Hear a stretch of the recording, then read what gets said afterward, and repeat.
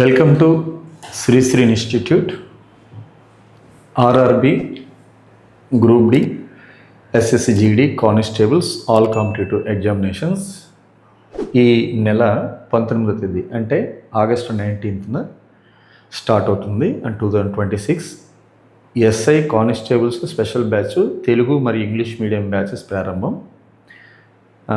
7/9/2026 అంటే సెప్టెంబర్ నెలలో స్టార్ట్ అవుతుందన్నమాట. అది next DSC SGT 23rd 8th 2026 అనమాట. అంటే ఈ నెలలో 23/8/2006 నుంచి స్టార్ట్ అవుతుంది. ఓకేనా, రైట్. ఇప్పుడు మనం కొన్ని క్వశ్చన్స్ చూద్దాం. చూడండి, which of the following Indian state lies north of the tropic of cancer? అంటే కర్కట రేఖకు ఉత్తరానున్న రాష్ట్రం ఏది అని ఉన్నప్పుడు ఏంటంటే ఇలాంటివి మనం చదివేటప్పుడు మ్యాప్ అవసరం అన్నమాట. మ్యాప్ లేకపోతే మనం చదవలేం. ఇప్పుడు ఉదాహరణకి చూడండి,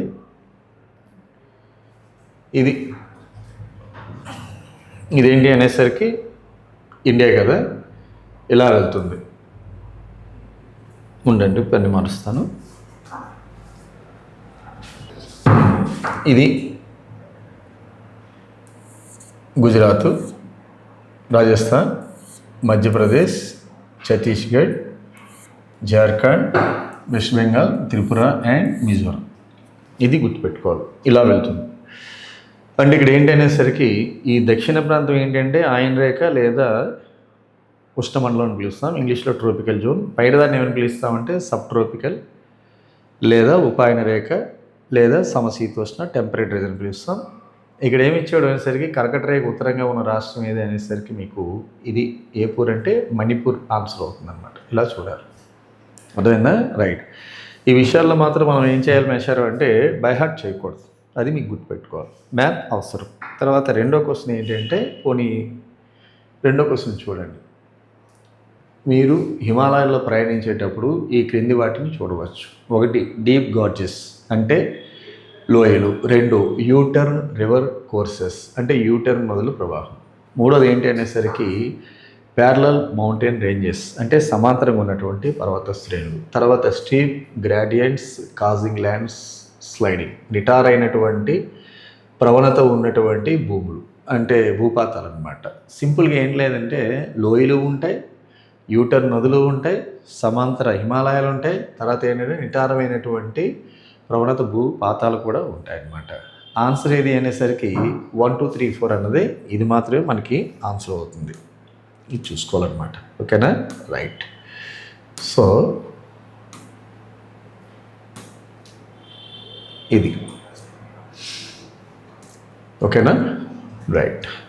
చూడండి 1 2 3 4 4 రైట్. తర్వాత నెక్స్ట్,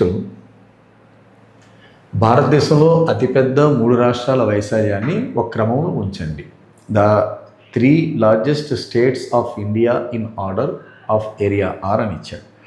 ఏమీ లేదు, which is the largest state in India అని ఏరియా వైజ్ అనేసరికి ఓన్లీ రాజస్థాన్. మీరు చూసుకున్నారు కదా, రాజస్థాన్ అనేది ఒకటిలోనే ఉంది, ఇక్కడ లేదు, ఇక్కడ లేదు, ఇక్కడ 2 3 4లో లేదు. కాబట్టి ఆన్సర్ ఏదంటే రాజస్థాన్, మధ్యప్రదేశ్, తర్వాత ఏంటంటే మహారాష్ట్ర. ఇదే అవుతుంది ఆన్సర్. Clear, right. అంటే సింపుల్గా ఐడెంటిఫికేషన్ మెథడ్స్తో మనం వెళ్ళిపోవాలి. తర్వాత నెక్స్ట్ ఇంకేంటి అనేసరికి చంబల్ నదిపై ఏ డ్యాము నిర్మించబడిందని ఇచ్చాడు. ఆప్షన్ ఏమి ఇచ్చాడంటే 1 ఏమి ఇచ్చాడంటే ఇందిరా సాగర్ ఇచ్చాడు. ఆప్షన్ 2 ఏమి ఇచ్చాడంటే సర్దార్ సరోవర్ ఇచ్చారు. ఆప్షన్ 3 ఏమి ఇచ్చారంటే గాంధీ సాగర్ ఇచ్చారు. ఆప్షన్ 4 ఏమి ఇచ్చారంటే బాక్రా డ్యామ్ ఇచ్చారు. ఆన్సర్ ఏది అనేసరికి సింపుల్గా శృతి లేకుండా ఏంటి అనేసరికి దిస్ ఈస్ గాంధీ సాగర్ అన్నమాట. గాంధీ సాగర్ అనేసరికి ఇది ఎక్కడ ఉంది మేషారంటే మధ్యప్రదేశ్లో ఉంటుంది. ఏ ప్రదేశ్ అది? మధ్యప్రదేశ్. మధ్యప్రదేశ్లో ఎక్కడ ఉంటుంది మేషారు అనేసరికి జస్ట్ ఇలా చూడండి, చూశారు కదా, రైట్. ఒక్క నిమిషం, కరెక్ట్గా స్పెసిఫికేషన్ ఏంటి అంటే ఆ ప్లేస్ ఎక్కడ ఉన్నదో మనకు తెలియాలి, అంత అందరం నుంచి ఇంకెలేదు. ఇక్కడ ఈ ప్రాంతంలో ఉంటుంది. దిస్ ఇస్ కాల్డ్ ఏంటంటే గాంధీ సాగర్ డ్యామ్. చంబల్ ఇలా వెళ్తుంది, ఇలా వెళ్ళి యూపీ వెళ్ళి యమునా నదిలో కలుస్తుంది. ఈ జోన్లో ఉంటుంది, అది గాంధీ సాగర్ అన్నమాట. అర్థమైంది కదా, మధ్యప్రదేశ్లో ఉంటుంది అది. Okay, right. అంటే గాంధీ సాగర్ అనేసరికి గుర్తు ఏంటంటే చంబల్. తర్వాత నెక్స్ట్ ఇంకేంటి అనేసరికి ఇలా చూడండి, జాతీయ రహదారి 2 ఏ రాష్ట్రాల గుండా వెళ్తుందని ఇస్తాడు. తమిళనాడు, ఆంధ్రప్రదేశ్, కర్ణాటక, గోవా, కర్ణాటక, తమిళనాడు, కేరళ. ఆప్షన్ 3 ఇచ్చాడంటే మహారాష్ట్ర, గోవా, కర్ణాటక, కేరళ. ఆప్షన్ 4 ఇచ్చాడంటే అస్సాం, నాగాల్యాండ్, మణిపూర్ అండ్ మిజోరం. డిఫరెంట్గా ఉంది కాబట్టి ఇదే ఆన్సర్. కానీ డిఫరెంట్గా ఉందని చెప్పేసి మనం రాసేయడానికి వీల్లేదు. సో ఆన్సర్ ఏది అనేసరికి మీరు గుర్తుపెట్టుకోవాలి, ఇది ఏంటంటే ఈశాన్య రాష్ట్రాల గుండా వెళ్తుంది. ఏం వెళ్తుంది మెషర్ అంటే నేషనల్ హైవే 2, అది జాతీయ రహదారి, అస్సాం, నాగాల్యాండ్, మణిపూర్ అండ్ మిజోరం. అర్థమైంది కదా, రైట్. తర్వాత నెక్స్ట్ 2025-26 ఆర్థిక సర్వే ప్రకారం దేశంలో మొక్కజొన్న ఉత్పత్తిలో మొదటి 3 స్థానాల్లో నిలిచిన రాష్ట్రాలు ఏవి అంటే చూడండి, ఇంగ్లీష్లో కూడా చూడండి. According to 2025-26 economic survey, which states occupied first 3 positions in production of maize in India. అంతే, ఇంకే లేదు. భారతదేశంలో 2025-26 గాను మొక్కజొన్న ఎక్కువ ఉత్పత్తి చేసే రాష్ట్రాలు సింపుల్గా చెప్పాలంటే ఏంటనేసరికి 1 ఏమి ఇచ్చాడంటే మధ్యప్రదేశ్, కర్ణాటక, బీహార్. 2 ఏమి ఇచ్చాడంటే ఉత్తరప్రదేశ్, బీహార్, మహారాష్ట్ర. 3 ఏమి ఇచ్చాడంటే ఆంధ్రప్రదేశ్, తమిళనాడు, కేరళ. 4 ఇచ్చాడంటే అరుణాచల్ ప్రదేశ్, సిక్కిం అండ్ ఒడిస్సా ఇచ్చాడనమాట. ఇక్కడ ఆన్సర్ ఏమవుతుంది అనేసరికి మధ్యప్రదేశ్, కర్ణాటక, బీహార్ అవుతుంది. ఒకప్పుడు Karnataka stands on first place in producing of ఏది అంటే మైజ్ అనమాట, అది గుర్తుపెట్టుకోవాలి. మెషర్ బీహార్ ఇచ్చాడు కదా అంటే బీహార్కి ఒక స్పెషాలిటీ ఉంటుంది. ఏముంటుందంటే భారతదేశం మొత్తం మీద ఖరీఫ్లోని పండిస్తారు ఏది మొక్కజొన్న, కానీ బీహార్లో మాత్రం రబీలో పండిస్తాడు. గుర్తుపెట్టుకునే విధానం ఏది అంటే ఇది రబీ కదా, కాబట్టి ఏహార్ అది బీహార్, అది గుర్తుపెట్టుకోవాలి. ఓకేనా, మీకు కంటెంట్ అది, ఇవన్నీ కంటెంటే. కానీ ఇది ఇంపార్టెంట్ ఏదైనాసరికి ఈ క్రింది ఏ రాష్ట్రం రబీ కాలంలో మొక్కజొన్నను పండిస్తుంది. మొక్కజొన్న ఇంగ్లీష్లో ఏమని పిలుస్తామంటే MAIZE, మైజ్ అని పిలుస్తాం అనమాట. అర్థమైంది కదా, రైట్. సో ఎక్కడ మెషర్ అంటే బీహార్. రిమైనింగ్ స్టేట్స్ అన్నీ ఏది అనేసరికి మీకు ఎక్కడ పండిస్తాడంటే ఖరీఫ్ కాలంలో పండిస్తాడు. నెక్స్ట్ ఏంటంటే మొక్కజొన్న ఇంపార్టెన్స్ ఏది అంటే ఇది ఫోడర్ అండ్ ఫుడ్ క్రాప్ అనమాట. అంటే ఆహార మరియు పశుగ్రాస పంట. ప్రపంచవ్యాప్తంగా దీన్ని ఏ పంటగా పండిస్తున్నారంటే పశుగ్రాస పంటగా పండిస్తున్నారు. ఇది లాస్ట్ టైం ఒకసారి SSCలో ఇచ్చాడు బిట్, ఇది NCERTలో ఉంటుంది, చాలా ఇంపార్టెంట్. Okay, right. తర్వాత next match list first with list second and selected the correct answer by using the codes given below. First ఏమి ఇచ్చారు అనేసరికి లిస్ట్ 1 క్రాప్ ఇచ్చాడు, లిస్ట్ 2 సీజన్ ఇచ్చాడు. వాటి ఏంటంటే సన్ఫ్లవర్, మస్క్మిలన్, కాటన్, లిన్సీడ్ ఇచ్చాడు. ఇది లిస్ట్ 1లో. లిస్ట్ 2లో ఏమి ఇచ్చాడు అనేసరికి సీజన్, అంటే సీజన్ అనమాట, అంటే క్రాప్ సీజన్స్.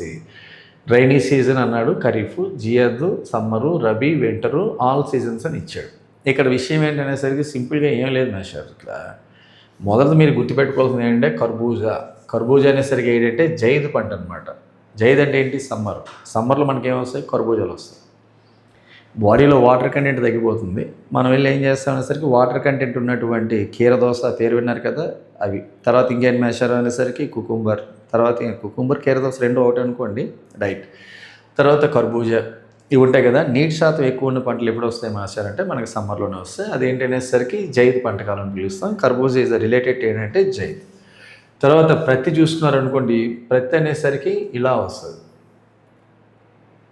కాటన్ కదా, ఖరీఫ్లో పండిస్తారు, అది గుర్తుపెట్టుకోవాలి. ఇక్కడ అవిసె గింజలు అనుకోండి, ఏ కాలం అనేసరికి రబీ సీజన్లో పండిస్తారు. అవిసె గింజలు ఎప్పుడైనా మీరు తిన్నారనుకోండి వేడి చేస్తుంది. వేడి చేస్తే ఏమవుతుందంటే కొవ్వు కరుగుతుంది. కొవ్వు కరిగి ఏమవుతుందంటే బ్లడ్ సర్క్యులేషన్ బాగా అవుతుంది.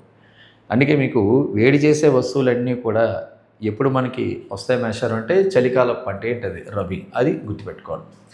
తర్వాత పొద్దుతిరుగుడు పువ్వు అంటే సన్ఫ్లవర్ ఏంటనేసరికి అన్ని ఋతువుల్లోని పండిస్తారు. మ్యాక్సిమం ఏంటంటే sunflower largest producing state is అనేసరికి ఏం గుర్తు రావాలంటే కర్ణాటక.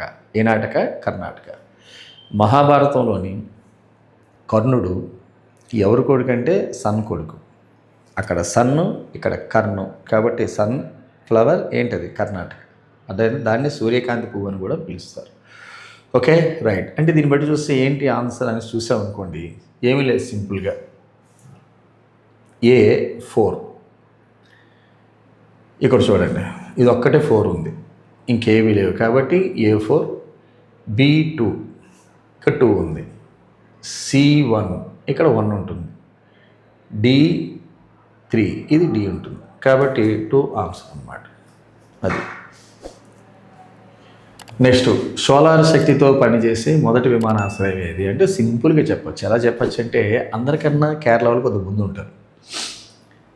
ఆన్సర్ ఏది అనేసరికి కొచ్చి. డైరెక్ట్ చెప్పాను. ఇది న్యూఢిల్లీ ఇచ్చాడు, చెన్నై ఇచ్చాడు, అహ్మదాబాద్ ఇచ్చాడు. అర్థమైంది కదా. అయితే ఇక్కడ విషయం ఏంటంటే కొచ్చిలో టెంపరేచర్ ఎక్కువ ఉంటుంది. ఎందుకంటే అది ఈక్వేటర్ దగ్గరలో ఉంటుంది కంపేర్ చేస్తే మిగతా వాటితో. రెండోది ఏంటి అనేసరికి కొచ్చి అనేసరికి కేరళ వాళ్ళు కదా, మలయాళీస్, వాళ్ళు కొంచెం ఆలోచన విధానం కొంచెం వేరేగా ఉంటుంది. అది విషయం. అందుకే వాళ్ళు ఏం చేస్తారు అనేసరికి కొంచెం నేచర్కి దగ్గరగా ఉంటారనమాట. అంటే కొచ్చి అని ఇచ్చారు కానీ ఇక్కడ దీని అసలు పేరు ఏంటంటే ప్రస్తుత పేరు కొచ్చి అనమాట. క్వీన్ ఆఫ్ అరేబియా అని పిలుస్తారు. ఓకే కదా, రైట్. ఇలాంటి బిట్స్ ఏమైనా ఇచ్చాడు అనుకోండి, మొదటి అని ఇచ్చాడు అనుకోండి, కేరళలో ఏదైనా వచ్చింది అనుకోండి, అది మనం ఏంటిది టిక్ పెట్టడానికి ట్రై చేయాలి. అంటే అన్నీ కేరళ కాదు, జస్ట్ ఆలోచన విధానం కొంచెం మార్చుకో. ఓకేనా. Thank you very much. Thank you.